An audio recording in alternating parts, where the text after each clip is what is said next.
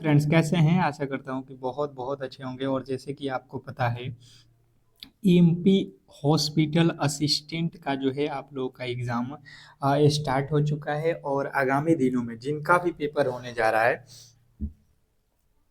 29, 30 या 1 जुलाई, 2 जुलाई या आगामी किसी भी दिन अगर आपका एग्ज़ाम है तो बिल्कुल आप इस क्लास को अंत तक देखो, क्योंकि जिस तरीके से अब तक आपके एग्ज़ाम हुआ है, जैसे अ, आज जो है 28 जून तक, 24 जून से आपका पेपर, आज 28 जून तक जिस लेवल से, जिस तरीके के और जिन टॉपिकों से प्रश्न को पूछा गया है, हमने उसको मद्देनजर रखते हुए हमने उन्हीं टॉपिकों को यहाँ पे रखा है जहाँ से प्रश्न आपके एमपी हॉस्पिटल असिस्टेंट में पूछे जा रहे हैं। ठीक है, तो नए पैटर्न पे जो नया सिलेबस है उसके अकॉर्डिंग अगर आप पढ़ते हो तो ही आपका सिलेक्शन होने वाला है। तो मैं कहूँगा कि जितने भी मेरे दोस्त एग्ज़ाम हॉल में बैठने वाले हैं, बिल्कुल ही इस क्लास को स्किप मत करिएगा, क्योंकि जिस तरीके से जिन टॉपिकों से प्रश्न को पूछा गया है उनके ही आधार पे ये क्लास बनाया गया है। उन्हीं टॉपिकों के पूछे गए महत्वपूर्ण प्रश्नों को हमने रखा हुआ है। तो बिल्कुल आपके आगामी दिनों में ये आने के 100% चांस है। तो चलिएगा फटाफट से हम क्लास को स्टार्ट कर लेते हैं। और जितने भी मेरे दोस्त आगामी दिनों में एग्जाम देने जा रहे हैं उनसे हमारा एक छोटा सा रिक्वेस्ट है कि प्लीज़ आप लोग जो है इस क्लास को एक बार लाइक ज़रूर कर दें और क्लास को शेयर कर दें, ताकि ये सभी लोगों के पास क्लास पहुंच सके। बहुत बहुत मेहनत करने के बाद ये क्लास जो है बना है, तो प्लीज़ आप लोग इसका सपोर्ट ज़रूर करें। ठीक है, चलिएगा पहला प्रश्न आपके सामने है। और चैनल को हो सके तो सब्सक्राइब कर लो, ताकि ये क्लासेज जब सुबह शाम दोपहर तीनों टाइम होने वाला है तो आपको बहुत बड़ा बेनिफिट मिलेगा। और चैनल को सब्सक्राइब करके बेल आइकन दबा दोगे तो हर एक क्लास की नोटिफिकेशन आपको मिलती रहेगी। पहला प्रश्न आपके सामने कह रहा है यहाँ पे, मानव शरीर में चोट लगने पर रक्त का थक्का जमने में कौन सी जो है कोशिकाएं मुख्य रूप से सहायक होती हैं? क्वेश्चन नंबर पहला। पहला नंबर प्रश्न के जो राइट उत्तर है बताने की कोशिश करेंगे सभी लोग कि क्या होने वाला है। आप टेस्ट के तौर पे हर एक प्रश्न को रखोगे और खुद से बताने की कोशिश करोगे कि इसका प्रश्न का उत्तर क्या होने वाला है, क्योंकि पेपर आप समझ लो कि पेपर में हो और आपके सामने ये प्रश्न आ चुका है, तो इसके राइट उत्तर आप क्या दे सकते हो। ठीक है, इस तरीके से तैयारी करोगे तो बेहतर होगा। मानव शरीर में चोट लगने पर रक्त का थक्का बनने में कौन सी कोशिका मुख्य रूप से सहायक होती है? तो जितने भी मेरे दोस्त बता रहे हैं प्लेटलेट्स, उनके बिल्कुल राइट उत्तर है ऑप्शन नंबर सी। अगर आपने भी ऑप्शन नंबर सी को याद रखा है, बताया है, तो बिल्कुल आपका राइट उत्तर है। नेक्स्ट प्रश्न आपके सामने है, कर आपका दूसरा नंबर प्रश्न कि जब कोई धातु किसी अम्ल के साथ अभिक्रिया करती है तो मुख्य रूप से कौन सी गैस जो है उत्सर्जित होती है? क्वेश्चन नंबर दूसरे के राइट उत्तर बताने की कोशिश करोगे सभी लोग। क्वेश्चन नंबर 2 पे आ चुके हैं। क्या लगता है आपको? फटाफट से अपने राइट उत्तर के साथ जाओ। आपको जो भी लगता है आप यहाँ पे बताने की कोशिश करोगे कि जब कोई धातु किसी अम्ल के साथ अभिक्रिया करती है तो मुख्य रूप से कौन सी गैस उत्सर्जित होती है? क्वेश्चन नंबर दूसरे के जो राइट उत्तर है, अगर आपका भी आ रहा है कि जो है हाइड्रोजन गैस उत्सर्जित करती है, ऑप्शन नंबर सी आपका जो है बिल्कुल राइट उत्तर है। इसमें कहीं से किसी तरीके के डाउट नहीं होना चाहिए। बहुत बेहतरीन प्रश्न था। आशा करता हूं कि आपको क्लियर याद हो रहा होगा, क्योंकि मैं दो दो बार पढ़ रहा हूं कि जब भी आपके सामने ये प्रश्न आएंगे तो आप आसानी से कर लोगे। ठीक है, क्वेश्चन नंबर तीसरा आपके सामने है कि किसी स्वस्थ मानव शरीर का सामान्य जो है तापमान सेल्सियस पैमाने पर कितना होता है? क्वेश्चन नंबर 3, तीसरे नंबर प्रश्न के जो राइट उत्तर है बताने की कोशिश करोगे सभी लोग। प्रश्न पूछा है किसी स्वस्थ मानव शरीर का सामान्य जो है तापमान सेल्सियस पैमाने पर कितना होता है? बताओगे फटाफट से अपने राइट उत्तर। फटाफट से आप लोगों के राइट उत्तर आना चाहिए। तो जितने भी मेरे दोस्त बता रहे हैं 37 degree Celsius, option number B ये बिल्कुल आपका राइट उत्तर है। ऑप्शन नंबर सी जिन्होंने सॉरी ऑप्शन नंबर बी में दिया है 37 degree Celsius, option number B आपको याद रखना है। सेल्सियस में मानव शरीर के तापमान 37 डिग्री सेल्सियस आपको याद रखना है। फ़ारेनहाइट में अगर पूछेगा तो 98.6 आपको याद रखना है। अगला प्रश्न आपके सामने है, मध्य प्रदेश के किस जिले में प्रसिद्ध सांची का स्तूप स्थित है जिसे सम्राट अशोक ने बनवाया था? क्वेश्चन आपके सामने चौथा। ये सारे के सारे प्रश्न आपके लिए बहुत बहुत ज़्यादा इंपॉर्टेंट है, ठीक है। तो कहीं ना कहीं एक बार भी अगर आप इन प्रश्नों को देख लेते हो एग्जाम से पहले तो ये कहीं ना कहीं आपको सिलेक्शन दिलाने वाले प्रश्न है, ठीक है। मध्य प्रदेश के किस जिले में प्रसिद्ध जो है सांची का स्तूप स्थित है जिसे सम्राट अशोक ने बनवाया है? तो जितने भी मेरे दोस्त बता रहे हैं रायसेन, उनके बिल्कुल राइट उत्तर है ऑप्शन नंबर बी। जिन्होंने बी को चुना है उनके बिल्कुल राइट उत्तर है, इसमें कहीं से किसी तरीके के डाउट नहीं रखना है। नेक्स्ट प्रश्न आपके सामने है कर आपका अगला प्रश्न क्वेश्चन नंबर 5 कि निम्नलिखित में से किस नदी को मध्य प्रदेश की जो है जीवन रेखा कहा जाता है? निम्नलिखित में से किस नदी को मध्य प्रदेश का जीवन रेखा कहा जाता है? बहुत बहुत इंपॉर्टेंट आपको याद रखना है कि मध्य प्रदेश का जीवन रेखा जो है अगर आपसे पूछता है तो आपको बताना है नर्मदा नदी जो है मध्य प्रदेश की जीवन रेखा नदी है, ठीक है। ऑप्शन नंबर सी जो है आपका क्लियर है। अगर आपने ऑप्शन नंबर सी को चुन रखा है तो बिल्कुल आप सही उत्तर के साथ हो। नेक्स्ट प्रश्न आपके सामने है और आपका अगला प्रश्न क्वेश्चन नंबर 6 वर्ष 1930 में महात्मा गांधी ने नमक कानून तोड़ने के लिए किस ऐतिहासिक आंदोलन की जो है शुरुआत की थी? वर्ष 1930 में महात्मा गांधी ने नमक कानून तोड़ने के लिए किस ऐतिहासिक आंदोलन की जो है शुरुआत की थी? क्वेश्चन नंबर छठा का राइट उत्तर बताओगे सभी लोग? क्वेश्चन नंबर छठे के राइट उत्तर बताएंगे सभी लोग? जो भी आपके राइट उत्तर बन रहा है बताने की कोशिश करोगे सभी लोग? तो जितने भी मेरे दोस्त बता रहे हैं क्वेश्चन नंबर छठे का राइट उत्तर सविनय अवज्ञा आंदोलन ऑप्शन नंबर बी आपके बिल्कुल राइट उत्तर है। जिन्होंने ऑप्शन नंबर बी को चुना है उनके बिल्कुल राइट उत्तर है। नेक्स्ट प्रश्न की ओर चलेंगे और अगला प्रश्न आपके सामने है क्वेश्चन नंबर 7 सूर्योदय शब्द का सही और सटीक जो है संधि विच्छेद निम्नलिखित में से क्या है? बताएंगे सभी लोग? और एक बार जितने भी मेरे दोस्त हैं जिनका एग्जाम अभी बाकी है प्लीज आपसे हम रिक्वेस्ट करेंगे कि क्लास को लाइक कर लो और चैनल को सब्सक्राइब कर लो।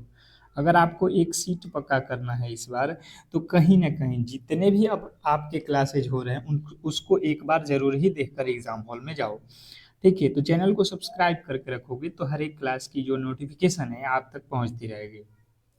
अब बात किया जाए यहाँ पे क्वेश्चन नंबर 7वें के जो राइट उत्तर है सूर्योदय का संधि विच्छेद आप करने जाओगे तो यहाँ पे देखो लिखा है सूर्य, ये तो क्लियर है सूर्य हो जाएगा। सूर्य हो गया। अब देखो यहाँ पे सूरज लिखा है यहाँ पे सूर्यो लिखा है, ये तो होता नहीं है। आप शब्द भी लिखोगे तो सूर्योदय में से क्या लिख लेगा? सूर्य लिख लेगा। अब देखो यहाँ पे किसका मात्रा है? ओ का मात्रा बचा हुआ है तो ओ बनाना है हमें तो क्या बचेगा? उ द य उदय। यहाँ से अ और यहाँ पे उ मिलके क्या बनाएगा?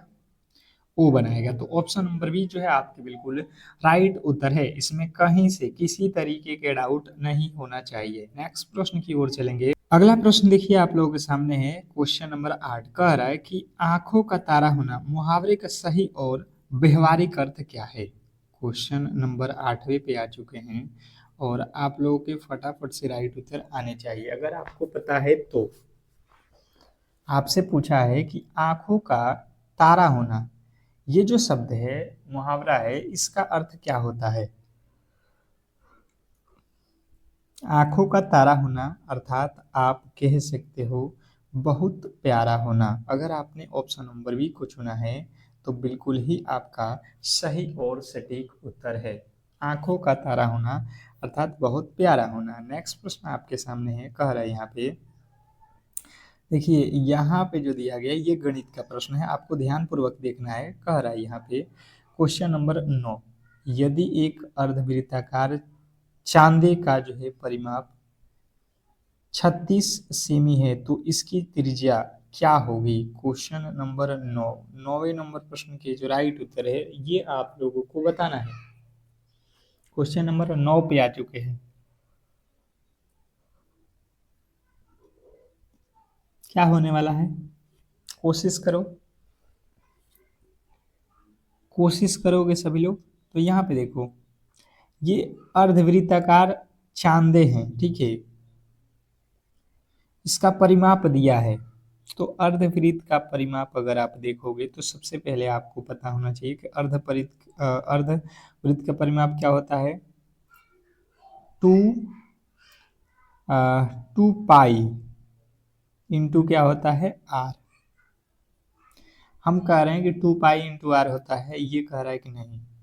ये तो दिया है 36, आप यहाँ से बना लो 2 प्लस पाई का वैल्यू कितना होता है, 22/7, यही होता है।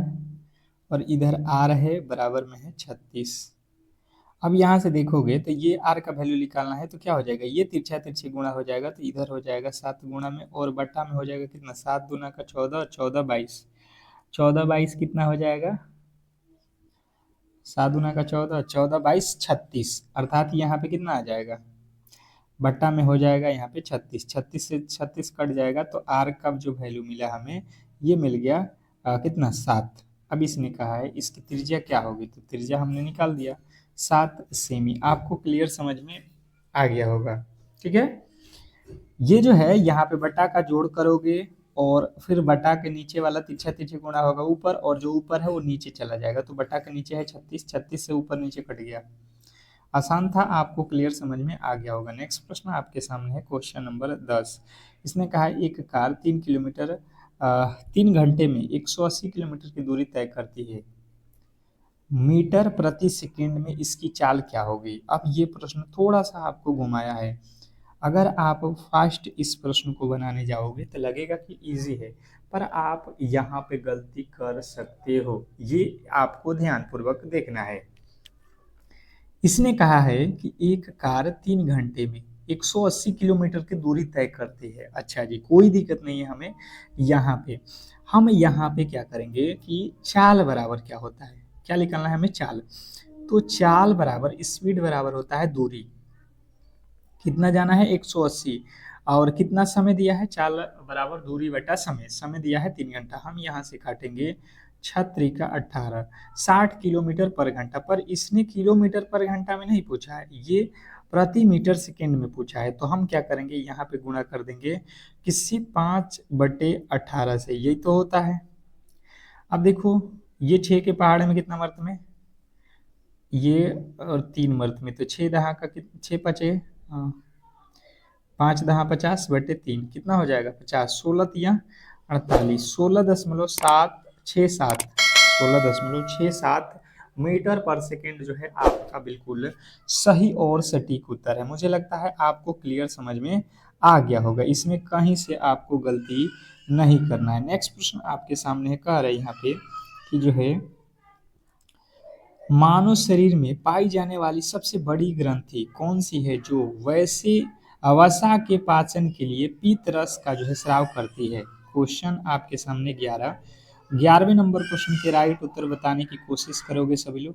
क्वेश्चन नंबर 11 का जो राइट उत्तर है वो क्या होने वाला है, आप एक बार फटाफट से सभी लोग बताएंगे, और आपसे रिक्वेस्ट करेंगे कि जितने भी मेरे दोस्त हैं जिन्होंने अब तक हमारे क्लास को लाइक नहीं किया है, अगर आपको लगता है कि आपके लिए हमने मेहनत कर रखा है अगर, तो बिल्कुल आप इस क्लास को लाइक कर सकते हैं, नहीं लगता है तो आप डिसलाइक भी जरूर करिएगा, ठीक है। तो देखिए, मानव शरीर में पाई जाने वाली सबसे बड़ी ग्रंथि कौन सी है जो वसा के पाचन के लिए पित्त रस का स्राव करता है, तो यकृत। ऑप्शन नंबर अगर आपने बी को चुन रखा है तो ये आपका बिल्कुल राइट उत्तर है, इसमें कहीं से भी आपको गलती नहीं करना है। नेक्स्ट प्रश्न आपके सामने है, कर आपका अगला प्रश्न कि जो है वाहनों के पीछे का दृश्य देखने के लिए किस प्रकार के दर्पण का जो है उपयोग किया जाता है, क्योंकि यह जो है हमेशा सीधा और उल्टा प्रतिबिंब बनाता है। क्वेश्चन नंबर 12वें नंबर प्रश्न के जो राइट उत्तर है बताने की कोशिश करोगे सभी लोग।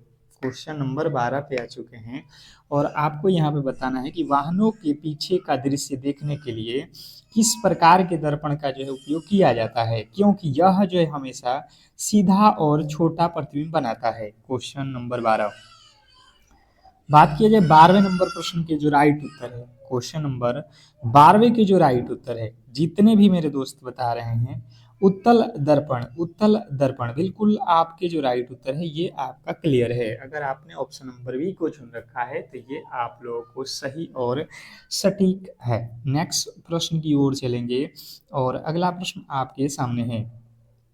कर आपका अगला प्रश्न, निम्नलिखित में से कौन सा रोग जीवाणु के कारण होता है जो आमतौर पर जो है दूषित पानी और भोजन से फैलता है। वेरी वेरी इंपॉर्टेंट प्रश्न है, आप स्टार कर लो, ये आगामी दिनों में आप लोगों से पूछे जाने वाला क्वेश्चन है कि जो है निम्नलिखित में से कौन सा रोग जीवाणु के कारण होता है जो आमतौर पर जो है दूषित पानी और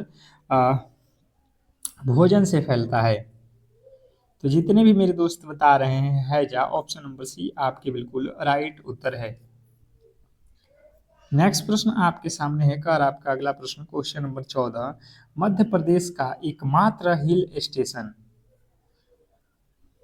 पचमढ़ी किस पर्वत श्रृंखला पर जो है स्थित है जिसे सतपुड़ा की रानी भी कहा जाता है। क्वेश्चन नंबर 14, 14वें नंबर प्रश्न के जो राइट उत्तर है बताने की कोशिश करेंगे सभी लोग कि मध्य प्रदेश का एकमात्र हिल स्टेशन पचमढ़ी किस पर्वत श्रृंखला पर स्थित है जिसे सतपुड़ा की रानी भी कहा जाता है।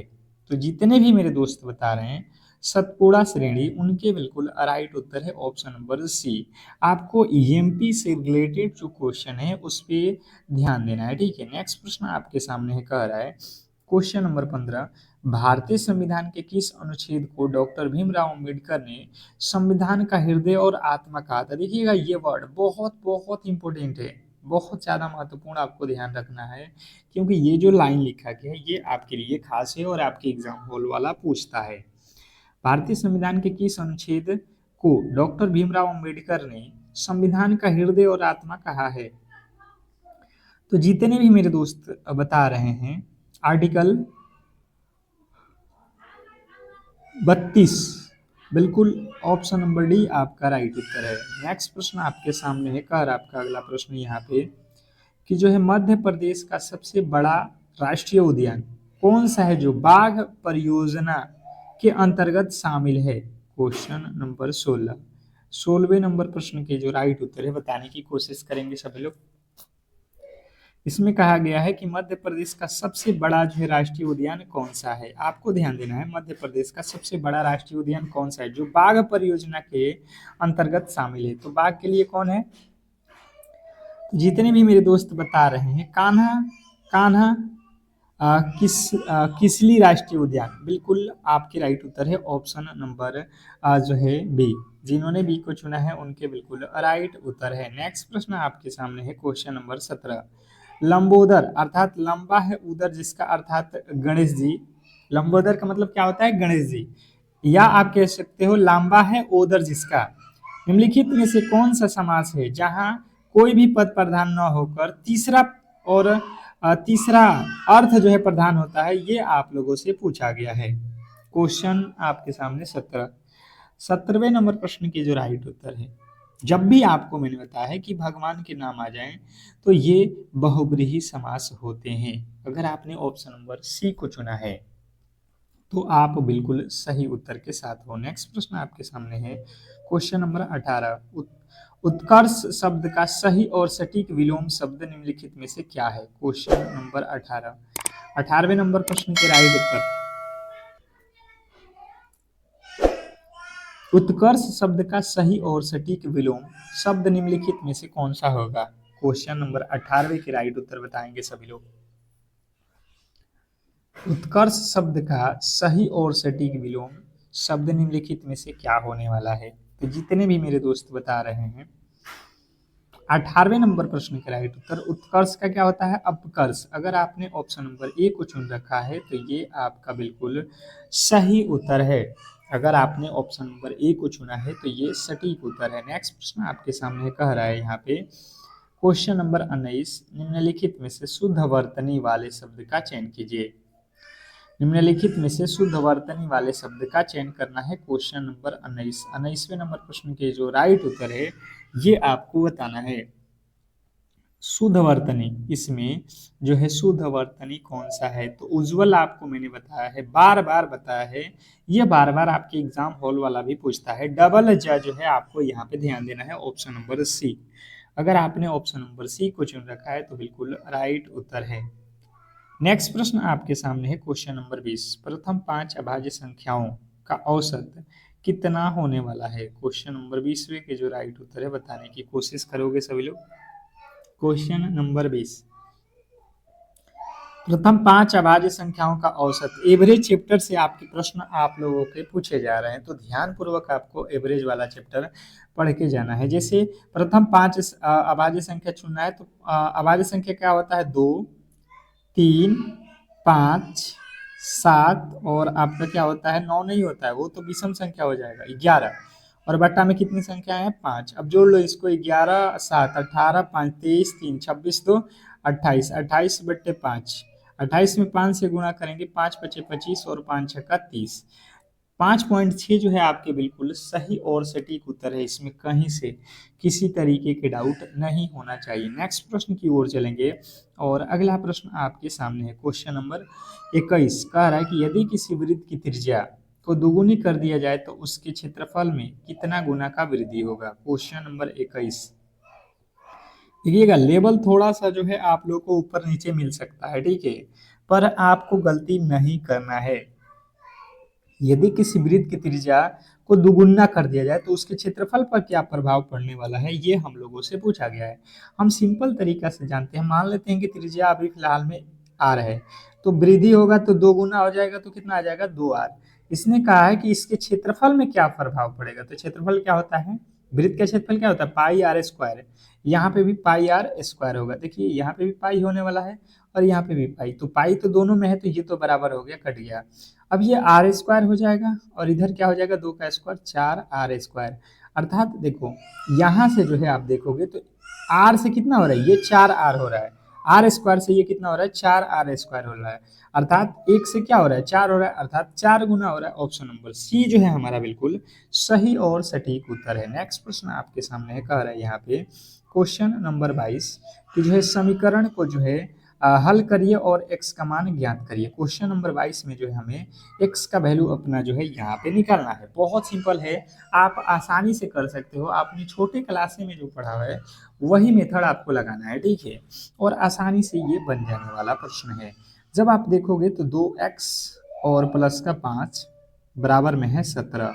अब यहाँ से आप देखोगे तो 2x बराबर कितना हो जाएगा? 17 और प्लस 5 है तो इधर जाएगा तो -5, तो 2x बराबर हो जाएगा यहाँ पे 17 में से 5 जाएगा 12, अर्थात यहाँ से काटेंगे तो x का वैल्यू आ जाएगा 6।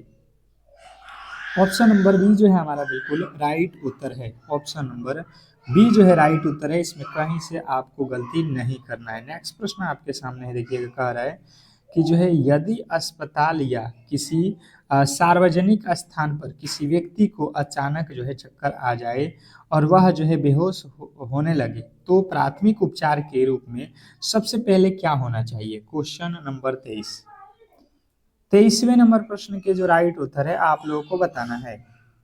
23वें नंबर प्रश्न के जो राइट उत्तर है, जितने भी मेरे दोस्त बता रहे हैं कि उसे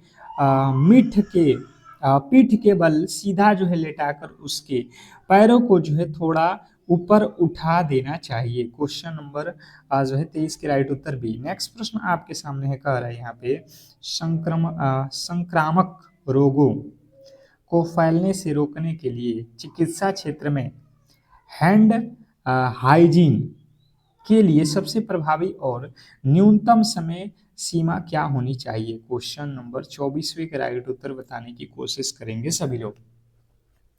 क्वेश्चन नंबर 24, जितने भी मेरे दोस्त बता रहे हैं कम से कम 20 सेकेंड, कम से कम 20 सेकेंड अगर आपका राइट उत्तर है तो बिल्कुल आप सही के साथ हो। नेक्स्ट प्रश्न आपके सामने है, कह रहा है यहाँ पे कि जो है अस्पताल के कचरा प्रबंधन के अनुसार संक्रमित प्लास्टिक की वस्तुएं जैसे सिरिंज, ग्लूकोज की बोतलें किस रंग के डस्टबिन में डाली जाती है?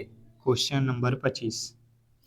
25वें नंबर प्रश्न का राइट उत्तर हो जाएगा लाल रंग के डस्टबिन में, लाल रंग के डस्टबिन में। ऑप्शन नंबर बी जो है आपके बिल्कुल सही और सटीक उत्तर है। नेक्स्ट प्रश्न आपके सामने है, कह रहा है यहाँ पे कि जो है मानव शरीर में ऑक्सीजन का परिवहन करने के लिए निम्नलिखित में से कौन मुख्य रूप से उत्तरदायी है, बताइएगा। कह रहा है कि मानव शरीर में ऑक्सीजन का परिवहन करने के लिए निम्नलिखित में से मुख्य रूप से कौन सा जो है जिम्मेदार है।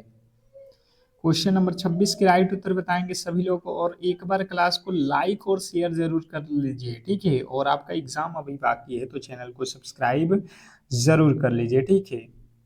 तो जितने भी मेरे दोस्त बता रहे हैं हीमोग्लोबिन, उनके बिल्कुल सही और सटीक उत्तर है। नेक्स्ट प्रश्न है, चींटी के डंक में कौन सा प्राकृतिक रूप से पाया जाने वाला अम्ल है जिसके कारण त्वचा पर जो है ज्वलन और सूजन आ जाती है। चींटी के डंक में कौन सा अम्ल पाया जाता है जिसके कारण जो है त्वचा पर जलन और सूजन होता है, ये हमें बताना है। तो जितने भी मेरे दोस्त बता रहे हैं मेथेनोइक अम्ल, मेथेनोइक अम्ल ऑप्शन नंबर सी, इसे फार्मिक अम्ल भी कहा जाता है, ये बिल्कुल आपका सही उत्तर है। नेक्स्ट प्रश्न आपके सामने है, सामान्यतः सामान्य धातु और अधातु से रिलेटेड कि विद्युत की कुचालक होती है, लेकिन सामान्यतः धातुएं विद्युत की कुचालक होती है, लेकिन निम्नलिखित में से कौन सा एकमात्र अधातु तत्व विद्युत का सुचालक होता है। यहाँ पे हमें ध्यान देना है, इसने कहा है कि सामान्य रूप से अधातुएं जो है विद्युत का तो कुचालक होती हैं, लेकिन एक ऐसा भी है अधातु जो सुचालक होता है, उसका नाम बताना है। तो सुचालक में कौन आता है, ग्रेफाइट। आपके ऑप्शन नंबर बी जो है क्लियर है, आपका ऑप्शन नंबर बी बिल्कुल क्लियर होना चाहिए। नेक्स्ट प्रश्न आपके सामने कह रहा है यहाँ पे कि जो है मध्य प्रदेश के किस शहर को भारत का जो है डेट्राइट कहा जाता है, जो अपने विशाल ऑटोमोबाइल उद्योग के लिए जाना जाता है। ऑटोमोबाइल उद्योग के लिए जाना जाने वाला जो है हमें यहाँ पे बताना है कौन सा शहर है मध्य प्रदेश का। तो जिन्होंने बताया है यहाँ पे पीथमपुर, अर्थात इसे थार भी कहा जाता है। ऑप्शन नंबर धार बिल्कुल राइट उत्तर है, ऑप्शन नंबर ए। नेक्स्ट प्रश्न की ओर चलेंगे और अगला प्रश्न आपके सामने है, भारतीय राष्ट्रीय कांग्रेस की स्थापना वर्ष 1885 में मुंबई में किसके द्वारा की गई थी। क्वेश्चन नंबर 30, 30वें नंबर प्रश्न के जो राइट उत्तर है बताने की कोशिश करेंगे सभी लोग। क्वेश्चन नंबर 30, 30वें नंबर प्रश्न के राइट उत्तर आपको ध्यान देना है कि एओ हुयूम जो है इन्होंने ही भारतीय राष्ट्रीय कांग्रेस की स्थापना 1885 में की थी। नेक्स्ट प्रश्न आपके सामने है, कह रहा है कि मध्य प्रदेश की कौन सी जो है जनजाति जनसंख्या की दृष्टि से राज्य की सबसे बड़ी जनजाति है, जो अपने प्रसिद्ध जो है भगोरिया उत्सव के लिए जो है जानी जाती है। क्वेश्चन नंबर 31, 31वें नंबर प्रश्न के राइट उत्तर हो जाएगा भील जनजाति। जिन्होंने ऑप्शन नंबर बी को चुना है उनके बिल्कुल राइट उत्तर है। नेक्स्ट प्रश्न आपके सामने है, कह रहा है आपका अगला प्रश्न, पवन शब्द का सही और सटीक संधि विच्छेद निम्नलिखित में से कौन सा है। पवन शब्द का सही और सटीक शब्द निम्नलिखित में से कौन सा है। क्वेश्चन नंबर आपके सामने 32। देखिए जब पवन का संधि विच्छेद करोगे तो पो प्लस अन होता है, क्योंकि यहाँ पे मात्रा अ का है इसलिए ओ का मात्रा हमें लगाना पड़ेगा, ऑप्शन नंबर बी। नेक्स्ट प्रश्न आपके सामने है, कह रहा है कि अंगूठा दिखाना मुहावरे का सही और व्यवहारिक अर्थ क्या है। अंगूठा दिखाना मुहावरे का सही और व्यवहारिक अर्थ क्या है। क्वेश्चन नंबर 33, 33वें नंबर प्रश्न के जो राइट उत्तर है आपको ध्यान देना है, अंगूठा दिखाना अर्थात मदद करने से साफ मना करना, बिल्कुल ऑप्शन नंबर ए जो है आपका सही उत्तर है। नेक्स्ट प्रश्न आपके सामने है, कह रहा है निम्नलिखित में से विलोम शब्दों का कौन सा जोड़ा सही नहीं है। निम्नलिखित में से विलोम शब्दों का सही जोड़ा निम्नलिखित में से कौन सा नहीं है।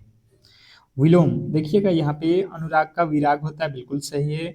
उत्कर्ष का अपकर्ष होता है, स्थावर का जंगम होता है, पर उत्थान का निष्कर्ष नहीं होता है। ऑप्शन नंबर डी हमारा बिल्कुल जो है मैच नहीं कर रहा है, अर्थात ऑप्शन नंबर डी के साथ जाएंगे और ऑप्शन नंबर डी जो है हमारा सही उत्तर है। नेक्स्ट प्रश्न आपके सामने है कि एक कार 3 घंटे में 180 किलोमीटर की दूरी तय करती है, तो मीटर प्रति सेकंड में कार की जो है चाल हमें बताना है। मैंने अभी इस तरीके के प्रश्न आप लोगों को बताया था, ठीक है। सेम टू सेम उसी तरीके का ये प्रश्न है और आपको ध्यान देना है, यहाँ से स्पीड निकालना है। तो स्पीड बराबर क्या होता है, दूरी बटा समय। समय कितना है, 3 घंटा। यहाँ से काटेंगे तो ये 60 किलोमीटर पर घंटा, पर इसने कहा है कि भाई साहब मीटर पर सेकंड में बताओ। तो मीटर पर सेकंड में बताने के लिए हमें 5/18 से गुणा करना पड़ेगा। यहाँ से 3 हो जाएगा, 6 दहा का 60, अर्थात 5 दहा का 50 बट्टे में हो जाएगा 3। तो ये कितना होता रहा है, 3 छक्के 18, अर्थात 16 तिया 48, अर्थात 16.67 मीटर पर सेकंड। अगला प्रश्न आपके सामने है कि जो है दो संख्याओं का अनुपात यहाँ पे दिया गया, इनका लघुत्तम समवर्तक 75 है और इन दोनों संख्याओं में से छोटी संख्या जो है हमें बतानी है। तो देखिए सबसे पहले दो संख्याएं दी गई है, तो हम देख रहे हैं कि हमारे पास जो है एक संख्या मान लेते हैं 3 है, एक संख्या है 5। इसका जो हमें क्या निकालना है, LCM। क्या निकालना है, LCM। तो इन दोनों का LCM निकालोगे 3 और 5 का, तो 3 पचे होता है 15, ठीक है। ये कह रहा नहीं भाई साहब 75 है, यहाँ से काटोगे तो x का वैल्यू आ जाएगा 15 पचे 75। इसने कहा है कि भाई साहब छोटी संख्या बताओ, तो छोटी क्या है 3x, तो 3 गुणे x का वैल्यू कितना है 5, 3 पचे 15 जो है हमारा छोटी संख्या हो जाएगा। नेक्स्ट प्रश्न आपके सामने कह रहा है यहाँ पे कि जो है एक पासे को एक बार फेंकने पर एक अभाज्य संख्या आने की प्रायिकता क्या होगी, बताइएगा। एक पासे को एक बार फेंकने पर अभाज्य संख्या आने की प्रायिकता क्या होने वाली है। पासा है, एक बार फेंकोगे तो सबसे पहले पासों में टोटल वैल्यू आपको पता होना चाहिए, ठीक है। पासे में टोटल वैल्यू कितना होता है 6, क्योंकि पासा में लूडो छक्का जो होता है उसी को बोलते हैं पासा। तो 1 2 3 4 5 6 तक ले होता है। अब उसमें से क्या बोला है, अभाज्य संख्या। तो अभाज्य संख्या क्या हो जाएगा, 2 हो जाएगा, 3 हो जाएगा, 5 हो जाएगा, अर्थात 3 संख्याएं अभाज्य हैं, तीनों में से कोई भी आएगा तो अभाज्य संख्या होगा। ये कट जाएगा 1/2, अर्थात ऑप्शन नंबर बी जो है हमारा बिल्कुल राइट उत्तर है। नेक्स्ट प्रश्न आपके सामने है, कह रहा है कि the medical office distributed this basic first aid kits, और यहाँ पे हमें भरना है all the student of the training batch. यहाँ पे ऑल द स्टूडेंट से पहले क्या भराएगा, यहाँ पे हमें बताना है। तो among all the students of the training batch, option number B जो है आपके बिल्कुल राइट उत्तर है। नेक्स्ट प्रश्न है, identify the sentence with correct punctuation and structure. यहाँ पे सही हमें शब्द की पहचान करनी है, करेक्ट। तो यहाँ पे क्या हो जाएगा, द डॉक्टर सैड, मतलब डॉक्टर ने कहा take this medicine twice a day. Next प्रश्न आपके सामने है, सेनोनिम बताना है। सेनोनिम हमें बताना है किसका, तो प्रिवेंट का क्या हो जाएगा, स्टॉप। अगर आपने ऑप्शन नंबर बी को चुन रखा है तो बिल्कुल आपका राइट उत्तर है, इसमें गलती नहीं करोगे। तो इस तरीके से आज के क्लास को हम लोग यहीं पे समाप्त करेंगे और मिलेंगे। जिनका भी पेपर कल है तो सुबह के आपके लिए 5 AM पे एक रामबाण स्पेशल क्लास आने वाला है, तो आप उस क्लास को किसी भी एंगल से एक बार पढ़ के ही जाना एग्जाम हॉल में। तो अभी से चैनल को सब्सक्राइब करके रखो ताकि उस क्लास की नोटिफिकेशन आपको सुबह में मिल जाए। मिलते हैं सुबह वाली क्लास में, तब तक के लिए धन्यवाद।